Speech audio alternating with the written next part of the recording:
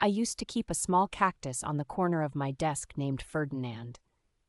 He'd been with me through 2 degrees, a cross-country move, and the first 3 years of my career at the Halverson Institute in Portland, and I loved him with the irrational devotion of someone who had very little else to keep alive. My apartment on Birch Terrace smelled like coffee and old paper. My downstairs neighbor played classical guitar badly but consistently, and I had come to find it soothing in the way you find rain soothing, not because it is beautiful, but because it is steady. I was 31. I was happy. I was working on something I genuinely believed would matter. Dr. Colette Wren had hired me straight out of my postdoc, which was unusual. She was a behavioral economist with a reputation that could fill a room before she entered it, and she had read my dissertation on compulsive financial decision-making in grief cycles and called it the most original framing she had encountered in a decade. Those words. I used to replay them while I ran. She had a way of making you feel chosen, specifically and deliberately chosen, and for 3 years she mentored me with what I understood to be generosity. She read every draft. She argued with my methodology in ways that made it stronger.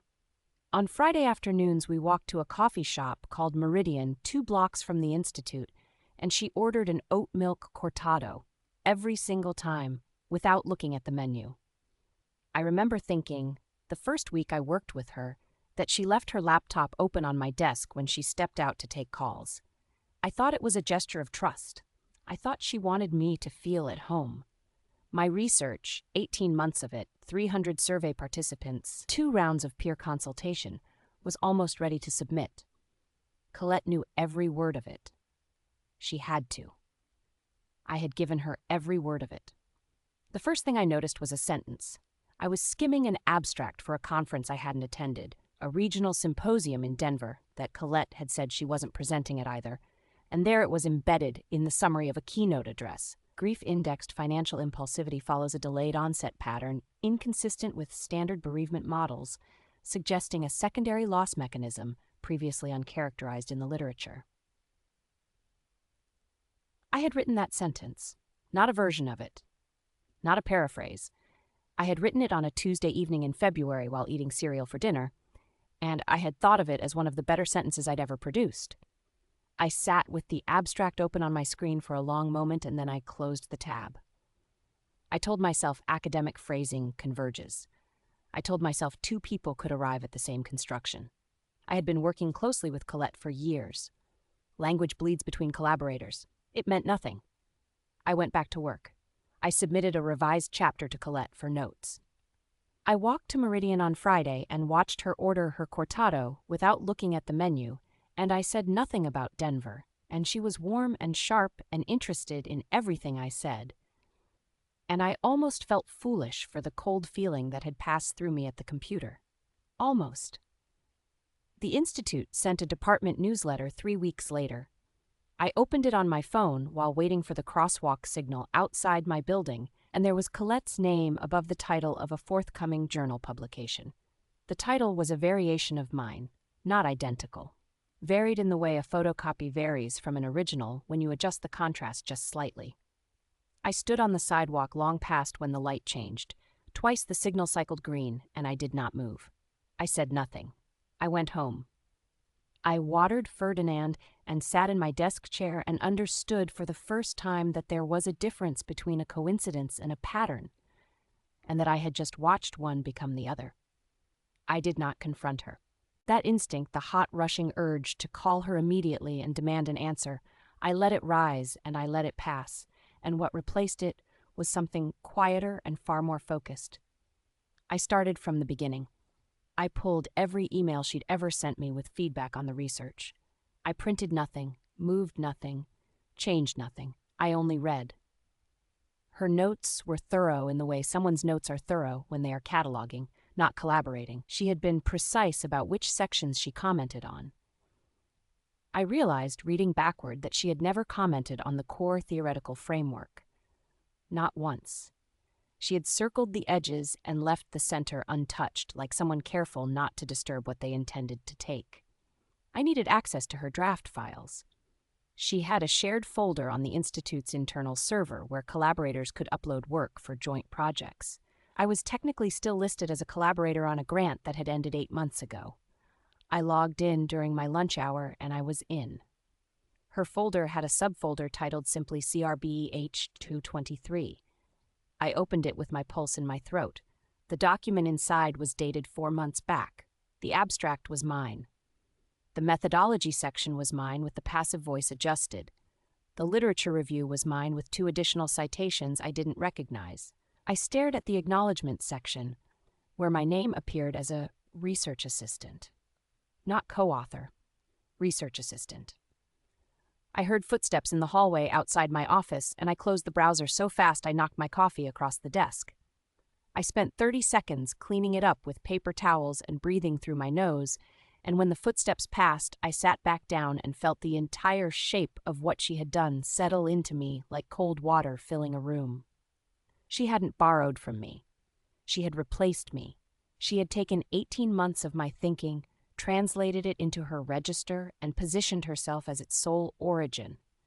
And she had done it while buying me cortados and telling me my instincts were extraordinary. 2 weeks later, she called me into her office and told me, with genuine seeming regret, that the Institute was restructuring its junior researcher funding and my position would be eliminated. She handed me a folder with termination paperwork. The folder was burgundy. I remember the color precisely. I thanked her for everything she had taught me, and I walked back to my office and I sat down and I felt the last warm thing I'd been holding on to go completely out. Here is what I decided in that office, with Ferdinand on the corner of my desk and the classical guitar barely audible from 2 floors below. I was not going to cry. I was not going to send an email I would regret. I was not going to tell anyone what I knew, not yet, not in the imprecise, furious way of someone who has just been wounded. I was going to document everything with the same rigor I had applied to my research, and I was going to do it quietly, and I was going to wait until the documentation was airtight, and then I was going to place it in front of the precise people whose opinion Colette Wren had spent her entire career curating, and I was going to let the facts speak in the tone she had taught me facts should speak in. Measured, cited, and devastating. She thought she was dealing with a grieving woman who would disappear. She had mistaken my stillness for surrender. I have never been more dangerous in my life than I was the afternoon I sat in that chair and felt nothing. I requested the time-stamped metadata from the Institute's server through a formal records inquiry, citing a routine audit question about the grant closure. I got it within a week. My original documents predated Colette's draft by 14 months, with modification timestamps at intervals that matched my own memory of working on the project. I had my own email record, every version I'd sent her, clearly dated. I pulled the Denver conference recording, which was available through the symposium archive, and I transcribed 4 minutes of Colette presenting concepts in my exact structure, using my exact terminology, 6 weeks before she would have claimed to have developed them. I contacted 2 of my peer consultants from the second round of research review, researchers I trusted at other institutions, and I asked them, without explaining why, to put in writing what they had read and when. They did. I organized everything into a single submission document. Then I identified the 3 people whose judgment carried the most weight in Colette's world: the chair of the Institute's ethics board, the editor of the journal that had accepted her manuscript, and the head of the funding body that had just awarded her a significant grant based in part on this research. I sent the same package to all 3 on the same morning, with a cover letter that was 4 sentences long and contained no adjectives. Then I waited. The journal pulled the manuscript within 3 weeks pending investigation. The funding body suspended the grant. The Institute's ethics review took longer, 4 months, but it concluded what the documentation made inevitable. Colette was not fired. She resigned, which I understand is something people with her kind of reputation are permitted to do, so the institution can control the language around it. But the field is not large, and language travels in fields regardless of how institutions try to contain it, and a researcher's reputation is the only thing she cannot simply rebuild by working harder. She gave one more conference presentation 6 months later that I am told was sparsely attended. I did not go. I did not need to. I live in Tucson now. I took a position at a smaller research center that has fewer politics and better light. The afternoon sun comes through my office window in a wide flat sheet that turns everything the color of warm wood. I published the research under my own name in a journal I chose carefully. The paper has been cited 19 times in its first year. Ferdinand survived the move and sits on a new desk in a new corner, and he has grown, which I choose to take personally. My downstairs neighbor here does not play guitar. What I hear instead, in the evenings, is almost total silence. The kind that feels like something you've earned, rather than something that has simply fallen over you. Some things cannot be taken from you even when they are taken from you.